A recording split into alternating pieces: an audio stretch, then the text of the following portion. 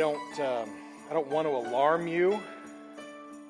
I don't want to raise anybody's stress or anxiety. That's not what I'm here to do today. That being said, I do feel compelled to remind you of something. 1 week from today is Christmas Day. I know, I get it. You just immediately started thinking about all the things that you've got to do between now and then. And there are a lot of different things. And if you're anything like me, you're not sure how you're going to be able to fit about a month's worth of stuff into 1 week. But we're going to have to find a way, aren't we? I mean, you probably have got all kinds of different things going on. You've likely still got to work this week. Your kids or your grandkids are probably going to go ahead and get out of school too, so you got to figure out childcare and how you're going to be able to take care of them. You can't really bring them to work with you, even if you work at a church, because they get bored really, really easily, and that just seems more distracted to you. So you got to figure out something different. You likely have still got your office work Christmas party, whatever you want to call it. There's baking that needs to be done, food that still needs to be purchased. The house has got to get clean. All of a sudden now you realize you got to buy a gift for that one family member who was all wishy-washy for months leading up until today. You weren't sure if they were coming to Christmas or not. Now they've told you with less than 7 days heads up that yeah, they are in fact coming for Christmas, and you got to buy a present for them. What a fun thing to do. On top of that one gift, you likely have a mountain of gifts that still need to be wrapped. You're out of wrapping paper. Now all of a sudden the stores are just out of wrapping paper too. Great. So you're really hoping that your stockpile of 6 months worth of newspapers is going to be enough. And then you get a call from that wishy-washy family member again saying that, you know what, they've changed their minds. They're not going to come this Christmas because they can't, quote, even, whatever that means, this year. And so now you got to go down to the post office, and you got to deal with that traffic and all that stuff. And I love postal workers. They're wonderful people. However, this is not their favorite week of the year. And so you got to deal with all that kind of headache too. Again, your house has got to get cleaned up. You maybe have to get a guest room ready, or 2 guest rooms ready, or 5 guest rooms ready. I don't know what your house is like. You're asking people if you can borrow air mattresses. You're trying to figure all this stuff out. You're not sure what's going to happen. And then you're trying to figure out on Christmas Day, how are you going to hit the 9 different Christmases that you got to hit and still come home to collapse from exhaustion and be ready to wake up and go back to work on Monday. Sound about right? I could just feel the tension in this room got bigger the more stuff I listed off. It's a lot, right? It's a lot to kind of go through and a lot to process and a lot of stuff that are going to happen in just 7 days. And if you're anything like me, you know that you're going to have to do it all again next year. And the year after that, and the year after that. It becomes to the point where it's so crazy busy during this time of the year that you sometimes wonder, did I even enjoy Christmas this year? A few years back, when Mandy and I were still living in Illinois, we made a realization. See, while we were living over there, we love Christmas. That's one of our favorite things in the whole wide world, but we came to the realization that our Christmases are kind of crazy. See, it would kind of entail being up way too late for me on Christmas Eve because we had a candlelight service at our church that I was working for at the time. So I'd be up super duper late doing all that stuff. We still had some gifts that usually needed to be wrapped as well on Christmas Eve, so it'd be 1, 2 o'clock Christmas morning before I'd ever be rolling into bed. And then we'd have to get up super early the next day because we had daughters who were so excited for what Santa Claus had brought them. They also had been up way too late trying to catch Santa in the act. It was always fun to kind of tell them, no, you need to go back to bed. Santa won't come until you go to sleep.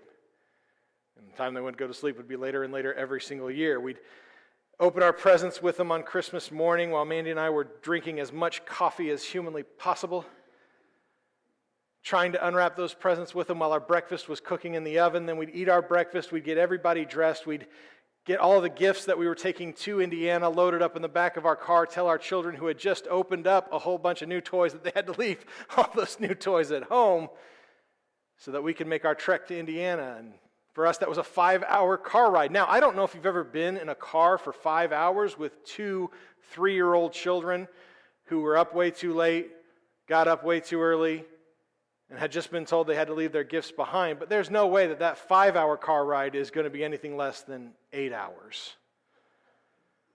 Every 20 to 30 minutes, somebody's got to go potty, somebody's hungry, somebody's upset because they just thought about the cool new toy that they just opened up, that they just left at home, and they really wanted to bring it with them, and they don't understand why they couldn't bring it with them, even though your minivan only has so much space. When we finally roll into families' houses 8 hours later, we had enough time to eat dinner with them, open up even more gifts, and then leave those gifts behind because now it was time to get ready for bed. Our Christmases were becoming this big old bundle of anxiety and chaos, and suddenly my favorite holiday wasn't feeling like it was something I was looking forward to anymore. But Mandy and I made this realization, and it was kind of this moment of clarity for us. See, we understood that our children were only ever going to be this age once. And our daughters were only going to be this excited and waking up that early on any given morning, let alone Christmas, once. And in all the hustle and bustle and the craziness that the Christmas season was for all of us and for us as well, it was just kind of, we realized that we were missing it. There were all these little moments and times, the stories that we would tell forever and ever, the things that we would just cherish in our hearts every year at Christmas as we reminded ourselves of, you remember that time that Adrian did that, or when Robin got this excited about that gift? We were missing those moments because we were so focused on what was next. We were focused on where we had to go from here. I was mapping out the pathway in our heads, or in my head, not our heads. That'd be weird. I was trying to figure all this stuff out that I wasn't in the moment with my children on Christmas. And so, when the kids were about 3 or 4 years old, I think, we made the decision. We weren't going to do that. The stress and the anxiety and the rushing around that Christmas Day had become for us, we decided we're just not going to do that anymore. We told our families, hey, we'll still see you. We'll still have Christmas with you. Just not on Christmas Day, because we decided to make that our day. Just the 4 of us enjoying ourselves, being around the tree, opening up our gifts, spending that time together. And for the first time in our entire lives as being parents, I was able to be completely present on Christmas morning. I wasn't worried about what was next. I wasn't worried about the things that were going to happen. I was able to absorb all the little moments and all the little expressions and all the little things that go on that I had missed because I was too busy and too concerned with what was going on. It is such a difficult thing for all of us to do, to just be present in a moment,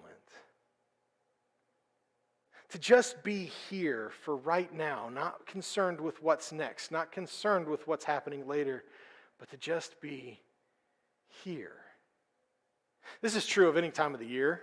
It's not just Christmas, but Christmas has a way of kind of accentuating that, does it not? We get so caught up in our everyday lives about all the things that are going on, all the things that we have to do, all the things that we have to get done, that even though we may physically be in one location, we're not really there. In fact, I'm willing to bet right now, unbeknownst to me, there are little tiny whisper conversations going on, or little tiny notes being passed back and forth between spouses or friends about what are we doing next? What's after this? Where do we got to go? Hey, where are we going to go eat? That was always my favorite one. That we're kind of not in the moment. I struggle with this so very much. In fact, if anything, it's been highlighted by this week for me.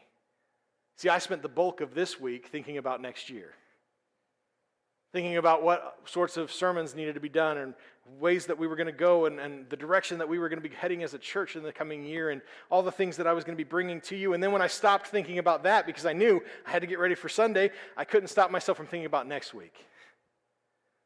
I couldn't stop myself thinking about what next week's service is going to be and what that's going to look like and how we're going to bring Christmas in a unique way to you. It took me so long just to get through this sermon because I couldn't be here right now. I could not stop my brain from looking ahead, from getting obsessed with what was coming next and all the things that I had to do in between then and now. All of us wrestle with this sort of thing. The biggest problem with this is that there's so much going on around us that we are utterly and completely oblivious to. So many little moments are happening around all of us all the time that we miss entirely because we're so busy thinking about what's next, or we're so caught up in what's happening that we're not really paying attention. We're not in the moment. The craziness and the busyness of life has completely absorbed us to the point that we miss all of these sorts of things. And so we miss all these little cool things that are happening around us. And in fact, for us as Christians, we oftentimes miss all the little things that God is saying and doing, all the ways that He is being present in our lives, all the ways that He is showing up that we don't even realize. And then it's not until later that we kind of come to this point where we realize, man, my spiritual life isn't where it needs to be. Where's God? Is He even there? Does He even care? And we've missed all these little moments of God showing up because we're so wrapped up in what's next. I've learned that to be true in my own life, that my inability to stay present in the moment has cost me time, has cost me interactions with God that I've had all around me, but I've not seen it. I've not been there. I've not been present. I may have been physically there. It may have happened right in front of me. And if you ask my wife, oftentimes it happened right in front of my eyeballs, and I still missed it. But as crazy and as hectic and as nuts as our lives can get, especially around Christmas time, there's no way, shape, or form that we could ever top the first Christmas. There's no way we could ever top just the insanity of what was really going on in that first Christmas. Now, last week we kind of talked about Mary, and we kind of talked about this notion that the angel came and told her that she was going to give birth and to have a baby that was only possible through God and God alone. And we kind of left Mary in this really, really cool spot where she had accepted the impossibility of this moment and that she embraced it and that she was ready to go. She told the angel, "I am the Lord's servant, may it be unto me as you have done." That is such a great moment in time. It's one of those parts of the scripture where if we just stopped right there, we get that warm, fuzzy, tingly feeling. You get what I call holy goosebumps.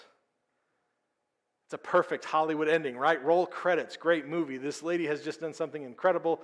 It's going to be great. But that's not where the story ends. That's not even the end of the beginning.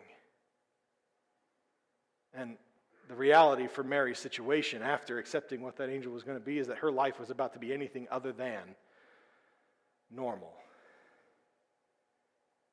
It would never be calm again. It's important to remind you that Mary is pregnant outside of marriage, at a time, place, in a culture, and in a society where that sort of thing doesn't happen. In fact, in Deuteronomy, there are actual laws that Moses has that says if this sort of thing does happen, you got to put an end to this. For Mary, once the pregnancy is discovered by the people in her life, it is within her father's legal right to take her out either into the public square or outside their own house and have the men of their community stone her to death. And I don't know, there's just something about this whole scenario. There's just a part of my brain that has a hard time wrapping around that. I doubt that her dad is going to buy the whole, well, God did this excuse. That's a little tough pill to swallow. And so her life is not exactly going to be easy. And in fact, when Joseph, her betrothed, her soon-to-be husband, finds out about this whole pregnancy, knowing full well that he had absolutely nothing to do with this, Joseph begins to quietly seek to end this relationship, to get rid of this, to quietly and as much as he can save Mary from any more shame, but he knows he's got to get rid of this whole situation. He's got to get out of this. It's not until he has his own intervention from an angel telling him that, hey, this is okay because God's at work in the midst of all this, that Joseph's able to accept this for himself, but his life is about to get much more complicated. See, because now everybody in their community is going to assume that they just couldn't wait. And so they're going to deal with nasty looks. They're going to deal with gossip and rumors. They're going to deal with people laughing around behind their back. They're going to deal with their reputations taking a hit that they may never recover from. Joseph, as a carpenter, is likely going to have work dry up for him. Suddenly, making money, making a life for him and his soon-to-be wife is going to become really, really difficult for him, adding to more stress to an already stressful situation. That's nuts. And if that weren't enough, as Mary's pregnancy is going along, as everything seems to be progressing the way that it should, as Mary has reached that point in her pregnancy where she's really probably starting to wonder if this is an actual blessing, Luke 2, verses 1 through 3 happens. It says, "In those days, a decree went out from Caesar Augustus that the whole empire should be registered. The first registration took place while Quirinius was governing Syria. So everyone went to be registered, each to his own town." That last part, each to his own town, that's probably better translated as each to his own family's town. Meaning that your ancestral home is where you had to go and head to be accounted for, to be taken census of. And this is the Roman Empire who's decreeing this sort of thing. And they don't really care that you're at that about to burst point of your pregnancy. And Joseph, since he's part of the lineage of David, that means that he has got to take himself, and because the rules of engagement at this particular time are a little different than what we might think of, he's got to take Mary with him as his soon-to-be wife all the way to Bethlehem. Now, I'll be honest, for the longest time in my life, whenever I read this particular passage and I thought about this notion that they had to go from one town to another, I found myself wondering, what's the big deal? Right? I mean, every year or a couple times a year, something like that, my family and I, we would make the trek from Kokomo down to Kentucky to see my grandparents. It was a long drive, but so we could leave by breakfast and be there by dinner. It's not that big a deal. But I want you to understand, Bethlehem is about, let me make sure I got this right, 90 miles from Nazareth. And again, this is a time period where there aren't cars. And so you got to walk everywhere that you go. You have to walk that trek. If you were to walk at a steady, nonstop pace with absolutely nothing slowing you down, right now today, it would take you 31 hours to walk from Nazareth to Bethlehem. That sounds fun, right? That sounds fun right now, and you're not even pregnant. Well, maybe. But Mary has to walk from Nazareth to Bethlehem. And as much as this whole pregnancy is a miracle, and as much as God has intervened to make her to this way, I have my doubts that somehow this whole blessing and miracle also included that she'd be free of the back pain, the foot pain, and the constant hits to her bladder. So she's having to lug her way all the way down to Nazareth. This is not going to be a simple trip. In fact, I'm going to go out on a limb here and assume that this was neither Joseph nor Mary's favorite trip they ever took as a couple. When they finally make it into town, when they finally get to Bethlehem, when everything is finally there, their problems don't just go away. If anything, those problems that they're experiencing, they get compounded. They get added to. We know that there was no room for them in the inn, which, is kind of some part of the story that we're always familiar with, but what we oftentimes forget is that the inn was probably their last resort. Understand, they came from Nazareth to Bethlehem because that's where Joseph's family's from. So the likelihood is that they've gone to every single member of Joseph's family's house, only to be turned away everywhere they go. Told, we don't have space for you. Their entire family is rejecting them and not allowing them entry into their home because of what they think this whole situation is. Try to put yourself in Mary and Joseph's place for a moment. Try to think about what's going through their mind. You have just spent days walking, traveling, about to burst and give birth right here on somebody's front porch. You're tired, you're hungry, you just want to sit down.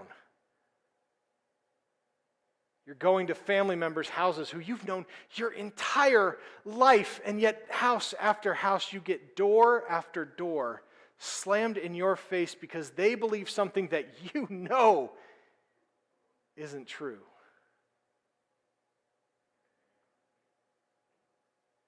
Eventually, that hope that you have that maybe this is going to be the spot that we can land, that's going to dissipate.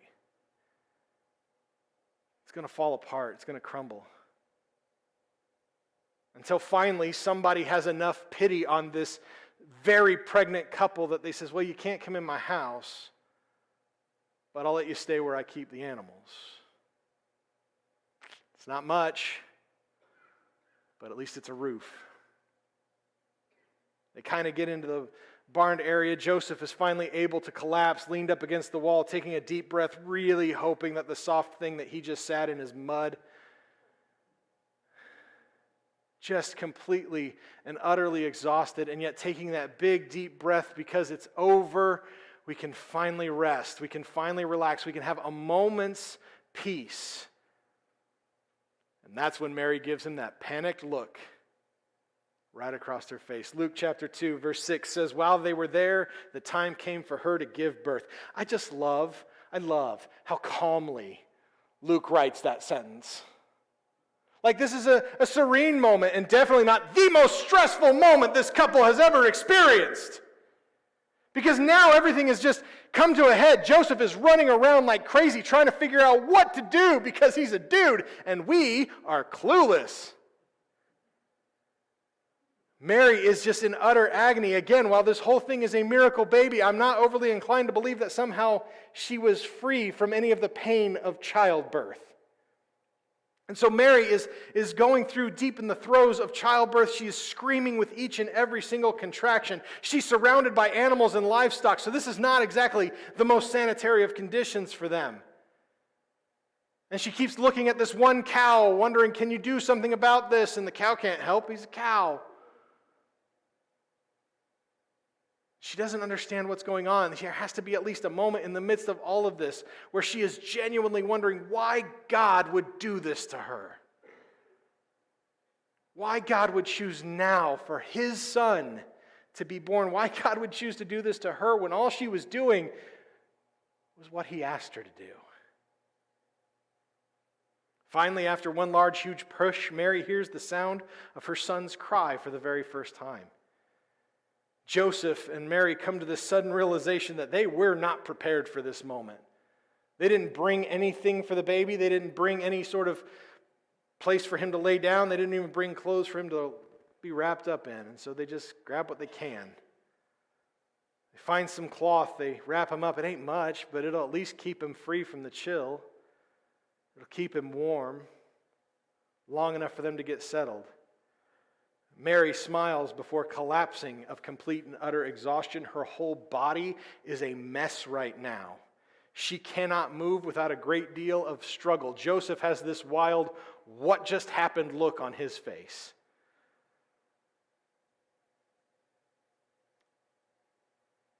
You're probably not going to see many Christmas cards that look like that, are you? It's not in the nativity scene that we normally see here. But this is what's going on. Just as things begin to settle down, Mary is at this point where she has just fed the baby. She's just gotten him to go to sleep. She herself, after all of this, after all of the days of walking, after all the craziness of finding someplace to stay, after just giving birth, she's about to the point of complete and utter exhaustion herself. And just as her eyelids are about to slam themselves shut and she's about to call it a day, a bunch of random dudes show up. She doesn't know any of these guys. They're dirty, they smell, they're sheep herders. They're talking crazy talk. They're saying, oh my goodness, can you believe it? It's just like the angel said. It wasn't a delusion, all right. Holy cow. After a little while, Mary is finally, because it had to be Mary here, it couldn't have been Joseph. Mary is finally able to get them calmed down long enough to tell her, what are you doing here? Who are you? Please go away. And so one of the shepherds is able to tell her that, well, we were just outside in the hills, and all of a sudden there was this big bright light, and some shiny dude shows up and tells us what we read in Luke 2, verses 11 and 12. He said, today in the city of David a Savior was born for you, who is the Messiah, the Lord. This will be a sign for you. You'll find the baby wrapped tightly in cloth and lying in a manger. They talk about these legions of angels that were singing and were excited and were partying about all this stuff going on and on about the glory of God, and then how they all just left as quickly and as mysteriously as they'd shown up in the first place. These guys didn't know what else to do, so we decided to come and find you. What a great moment, right? This is a lot to take in. The last few months, the last few days, the last few hours have been the craziest moments of anyone's life. And yet, Mary knows that there is something bigger happening. That there is something bigger taking place right in front of her. She doesn't completely understand it all, because how could you? But she understands that there is something going on in here. It would be so easy for her to get swept up in all of the insanity here. I use that word very literally. This is an insane situation, right? Am I the only one who thinks so? Giving birth in a barn, a bunch of random dudes show up. I thought it was strange whenever we had Mandy's grandma came to visit us after the girls were born. But I knew her.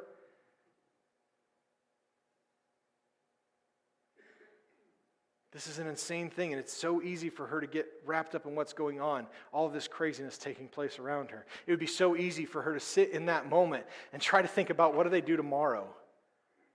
How are they going to improve their conditions, because now they got more than just themselves to worry about? How are they going to find money to get clothes for this kid? How are they going to be able to provide for him for the handful of weeks to months that they're going to be stuck in Bethlehem for this whole thing? How are they going to make this happen? It'd be so easy for her to get swept up into all of that. But that's not what Mary does. Again, Mary knows that there's something bigger happening, and it's happening right now. And while she can't completely wrap her mind around it, she knows that this is coming from God. Luke says that Mary was treasuring. She was treasuring up all these things in her heart and meditating on them. She couldn't figure out what all this meant, but it was abundantly clear that God is clearly doing something. And she did not want to miss it. So even though this moment is absolutely insane, even though this whole time period of her life has been nothing but crazy, and even though there's still a lot more to figure out beyond this, Mary does something that I don't think I could have done in this situation. She pauses. She takes a beat. She lets herself observe this moment, to be present. It's so easy, so unbelievably easy, to let ourselves get so wrapped up in everything that's going on around us, to allow ourselves to get so caught up in thinking about what's next. That's true whether the calendar reads December 25th or June the 14th. It is so easy for us to just get so stuck in this particular time period of constantly in this never-ending cycle of worrying about what's next, or worrying about what's happening, or getting caught up in what we're supposed to do. And so when we do that, we miss so very much. When we don't allow ourselves to be present, when we don't allow ourselves to just take a moment and just relax, we are not just hurting ourselves in a spiritual fashion. Absolutely, there are some spiritual ramifications that we are missing all the time, but we are also creating more anxiety, more stress, which is not going to have just an effect on our mental health. It's also going to have an effect on our physical health. Understand, we should live longer than we do. But we allow our stress levels to get to that point that they take a physical toll on our bodies. And even if they don't do that, they certainly affect our mental and our emotional states. But we also miss so much when it comes to our spirituality. We miss so much of just the little tiny ways that God is moving around us. I firmly believe that at all times, at every given moment, God is speaking to us. But He's doing it in awfully subtle ways. In ways that we don't see and things that we don't here and all these different elements that we just completely and utterly miss because we are so caught up in stuff that is not going to matter in an hour, in stuff that's not going to matter a day after it happens. We let ourselves get swept up into this crazy, busy, hectic, stress-filled, anxiety-induced situation that we don't allow ourselves just to stop and understand. Understand the elements of life that we allow ourselves to get caught up in, these things that we worry about, these things that we think about, the things that we plan, they're not bad things, most of them. They're good things. They're the elements of life. Again, we're talking about Christmas week this week. You're going to spend time with your family. That's awesome. You're going to have a meal together with people that maybe you haven't seen since last Christmas. That's great.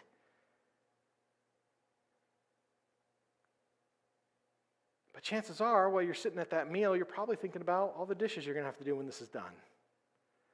Or about how the house is going to have to get all cleaned up. Or about, did you actually wrap that thing? Or in my case, did I accidentally leave the price tag on that? But you're going to miss that moment. You're going to miss that time that you have.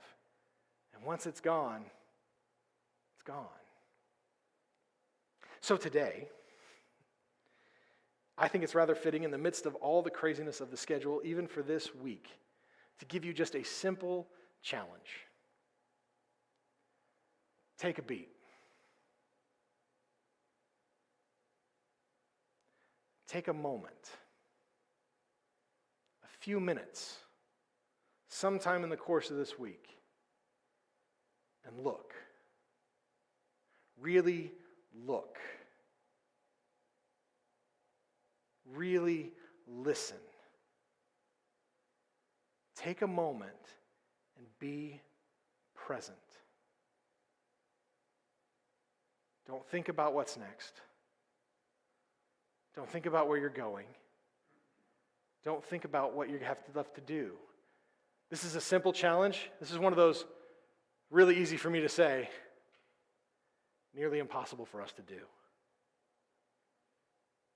Because it's so easy, again, for us to get caught up in the midst of all of this. But folks, let me tell you, if you take that moment, if you take that beat, I genuinely believe that God is going to reveal something incredible to you. He's going to show himself in a very profound and unquestionable way. That if you were not present in that moment, you'd miss. I know it's hard. I know it's hard. But take a moment. Reflect on God. Reflect on what he's done. Reflect on what this season means. And just be present. You might just see something. Psalm 46 verse 10 says this, and we're going to close with it, because I couldn't think of a better verse to encapsulate this moment, because I think it's just so perfect. You know it. Be still. Be still. And know that I am God, exalted among the nations, exalted on the earth. Be still and just allow yourselves to get absorbed in the thought that he is God.